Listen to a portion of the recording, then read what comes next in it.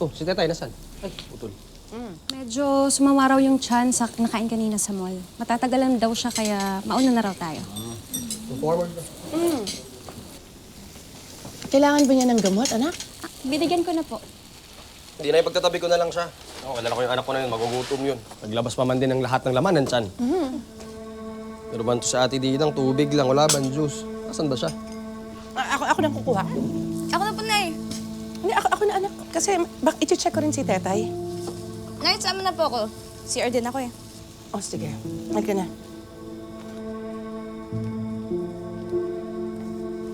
Tubig muna ka. Ano? Ito na lang gusto sa'yo. Oops!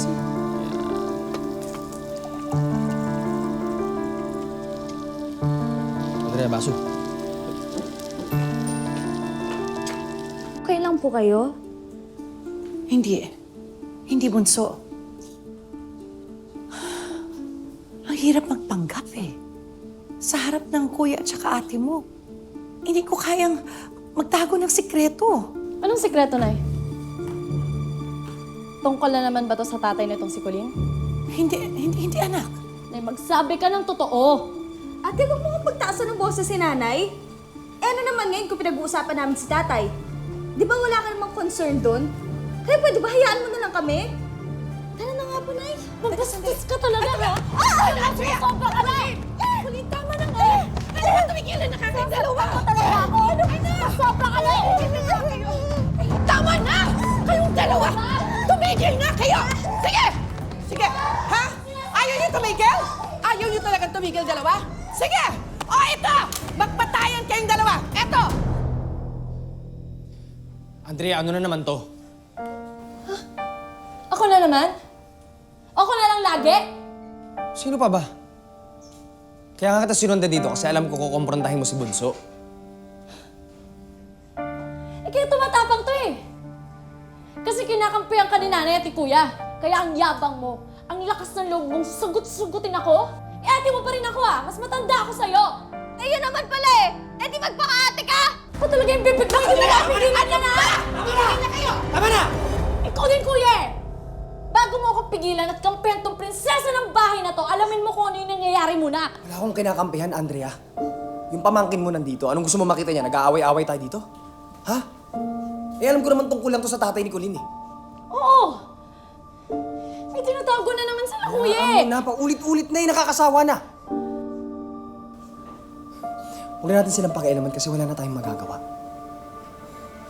Halika na. Halika na. Colleen, bakit mo ba sinasagot-sagot ang ate mo, ha? Ikaw nga may kasalanan. Tayo. Si ate naman po yung nauna.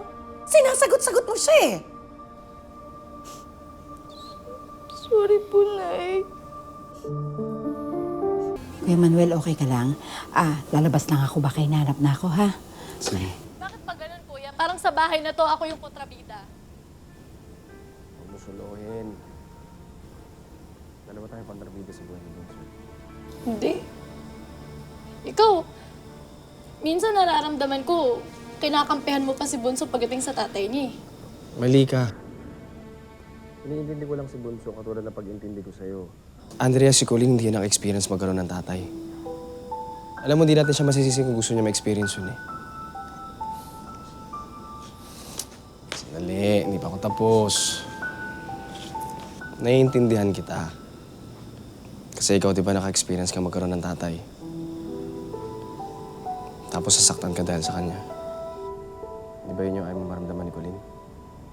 Kasi sa ating dalawa, di ba ikaw yung pinaka-nasaktan sa pang-iwan sa atin ni tatay? Hindi totoo yan. Totoo. Mahal na mahal mo yun eh. Di ba nga, tatay's girl ka niya? Di ba ikaw yung... Anding niya.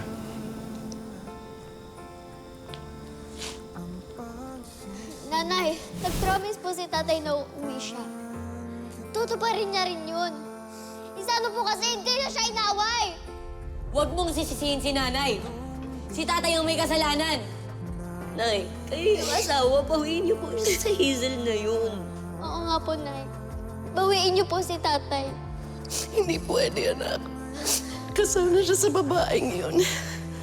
Ikasal po kayo. Pwede ba ngayon? Hindi kami kasal ng tatay niyo. Iwan tayo ni tatay. Kuya, iniwan niya tayo. Iniwan tayo ni tatay. Iniwan niya tayo, kuya. Ang sakit ko yan.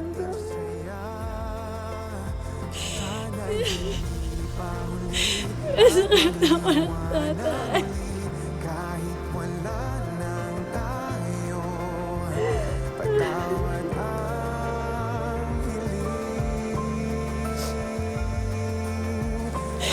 Ang sakit ako ng tatay. Desserts, no?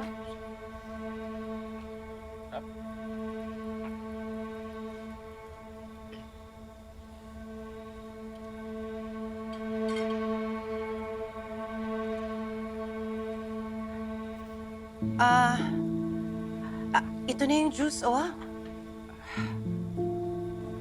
Malamig na malamig.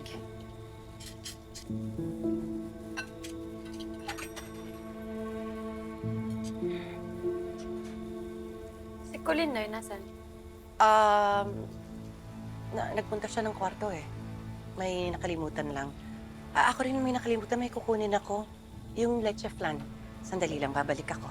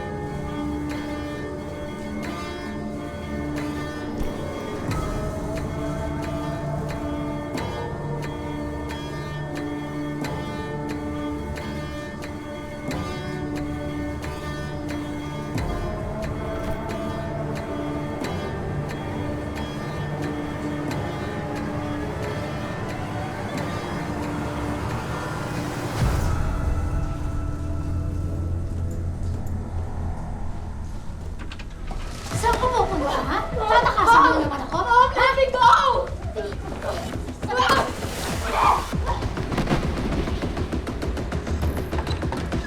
Jessica! Jessica!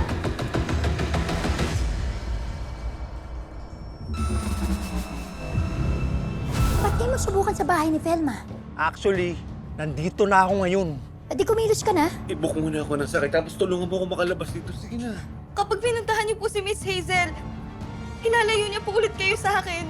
Magkakahiwalay po ulit tayo. Huwag na po kayong mag-away-away, Tita Andrea. Bad po yun eh. Alam naman namin yun, Tetay. Ito naman kasing tita Colleen mo. Dahil po nakipag-miss po siya sa tatay niyo, payagan niyo na po si Tita Colleen. Pag di na po masakit, i-forgive niyo na po si Lolo, ha? Ito na yung special na leche flan ni Ate Velma. Ba't ikaw nagdala niyan, Ate Didang? Asan si Nanay? Gusto mo nang makawala kay Hazel, hindi ba? Bakit ka kusang bumabalik sa kanya? Hawak niya si Jessica. Yes, Dad, I'm here na po. I escaped, Mom. Salamat naman, anak. Ako na nga hanapin. Saan ka pupunta? Hahanapin ko si Nanay at si Colleen. Aalamin ko kung anong sinisikreto nila sa atin. Jessica, mag-iingat ka, ha? Papasok dito sa loob ng bahay. Dinadyan lang sila ate at kuya sa may pool area. I know, Ate Colleen.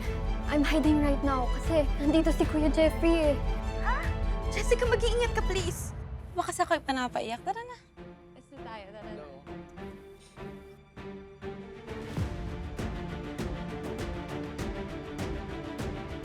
Hoy! Sino ka?